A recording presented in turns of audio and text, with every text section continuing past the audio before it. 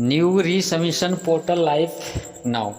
इसका मतलब ये हुआ कि जो भी अभी सीआरसीएस पोर्टल के तरफ से जो भी अभी अपडेट है वो सारा चीज़ आपके साथ हम इस वीडियो के माध्यम से साझा करने जा रहे हैं। बहुत लोगों का डाउट है, बहुत लोगों का शंका है, जो सीआरसीएस पोर्टल है ये फेक है।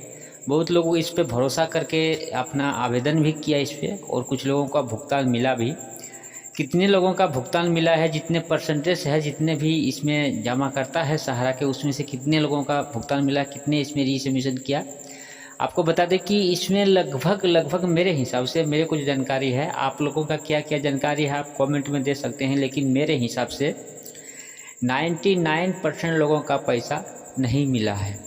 1% लोगों का पैसा मिला है, वो भी नहीं के बराबर कुछ मिला है। यानी 10,000 जमा है तो 10,000 ही मिला है, किसी को उससे भी कम मिला है। आज 5 साल रहने के बाद उसके बाद भी वो 10,000 का 10,000 ही मिला है।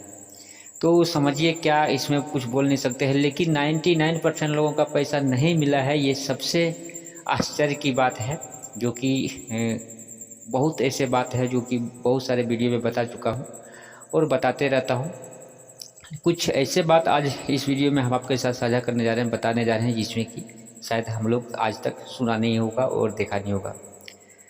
साथियों, जो भी आज हम गरीबों के साथ, हम जैसे लोगों, मतलब जो सहारा में जितने इन्वेस्टर हैं, इसमें ज़्यादातर तो गरीब लोग ही हैं, अमीर लोग इसमें नहीं हैं। जिसका पैसा जमा है, आप देखिए बड़े बड़े लोग का पैसा इसमें जमा नहीं है, और होगा भी तो हो सकता है उनका पैसा निकाल लिया होगा, या फिर उसका पैसा सरकार का नज़र है। सरकार का मतलब जो बीजेपी की सरकार है, इसमें ज़्यादातर लोगों पर नज़र रखता है कि सारा हड़प के सारा मतलब जो भी आए, मतलब वो भी बीजेपी के खजाना में जाए, सरकार के खजाना में जाए, वो बीजेपी का नेता लीडर या फिर जो भी कार्यकर्ता है, बीजेपी के बड़े बड़े आदमी हैं, वो लोग यस करें और बाकी लोग भाड़ में जाए। देश की जनता से कोई मतलब नहीं है। बहुत सारे जैसे कि फ्रॉड लोग पकड़ाते हैं, बहुत सारे 2 नंबर का पैसा पकड़ाता है। बहुत देश में अलग अलग राज्यों में बहुत सारे बात आज तक हम लोग सुने होंगे और देखते आ रहे हैं। बहुत सारे पेपर भी, न्यूज़पेपर में भी आता है कि जितने भी फ्रॉड का पैसा है उस सबका सरकार उसको चिट फंड कंपनी के निवेशकों को, गरीबों को बांटा जाएगा।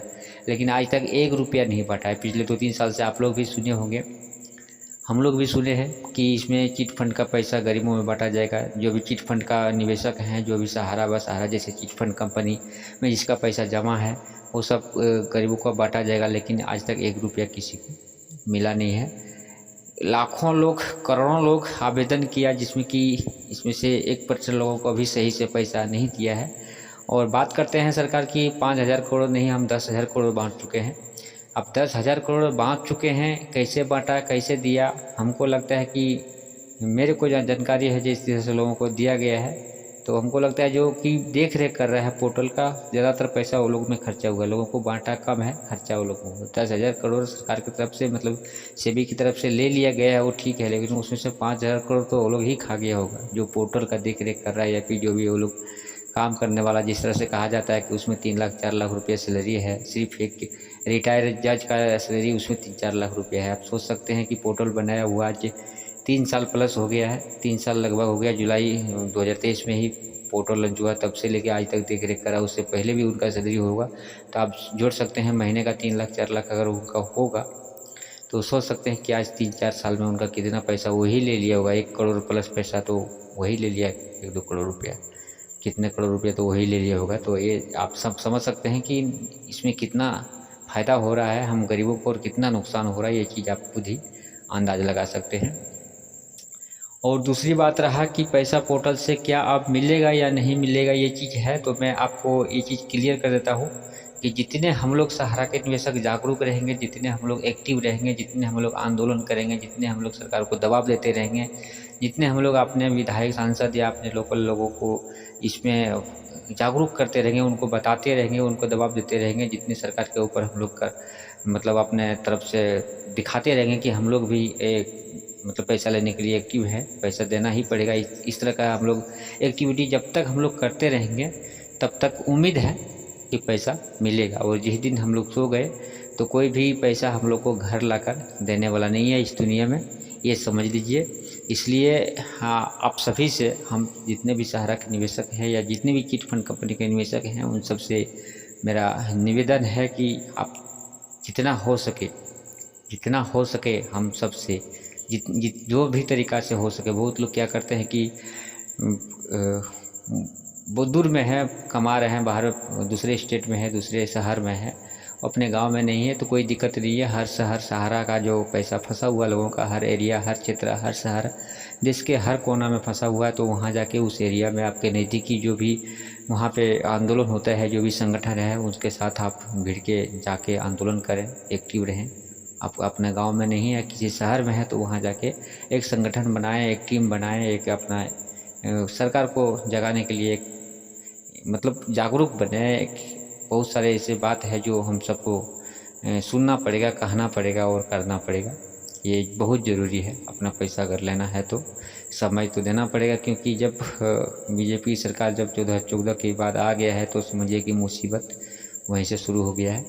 अगर 2000 अभी भी कांग्रेस का सरकार शायद आ जाए, तो मेरे को लगता है कि अभी भी कुछ राहत है कि लोगों का पैसा मिल सकता है। और बीजेपी की सरकार में उम्मीद नहीं है कि कभी मिलेगा। अगर कुछ मिलेगा भी तो बस जिस तरह से मिल रहा है 3 साल से, बस उसी तरह का मिलेगा। साथियों, एक और ज़रूरी सूचना आप लोग के साथ हम साझा करने जा रहे हैं। जो एक और संगठन है, तब जब संगठन, जो मदन लाल आज़ाद जी का तरफ से, उनका भी एक वीडियो मैंने आज देखा था, जिस वीडियो में उन्होंने बता रहा था कि जो कानून बना हुआ है, 2019 में ही कानून बना हुआ कि वो कानून के तहत पैसा मिलेगा, तो उसके लिए भी लगातार संघर्ष किया जा रहा है, लगातार कोशिश किया जा रहा है कि लोग पैसा उसमें उस कानून के तहत मिले। और आज से नहीं, वो कानून 2019 में बना है और उसके बाद लॉकडाउन आ गया। लॉकडाउन के बाद 21 से लगातार कोशिश किया जा रहा है कि इस कानून को लागू किया जाए, और हमको लगता है 5 साल प्लस हो गया, 5-6 साल हो गया कोशिश किया जा रहा है, लेकिन नहीं करवा पा रहे हैं। अब वो नहीं करवा पा रहे हैं, इसमें जड़ क्या है?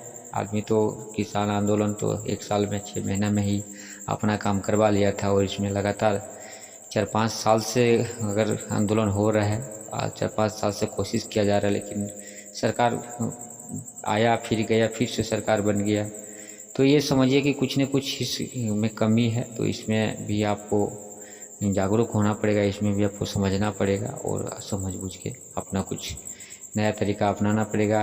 इस तरह से आप देख रहे हैं एक और संगठन जो संयुक्त ऑल इंडिया जन आंदोलन, जो बहुत अच्छा खासा काम कर रहा था, जो उसमें अलग होकर विश्व भारती जन सेवा संस्थान, जो कि नागेंद्र कुमार कुशवाहा जी, पूरा लगभग सहारा के जितने भी देश के निवेशक हैं, लगभग इस सारा चीज़, इस सब बात को जानते हैं।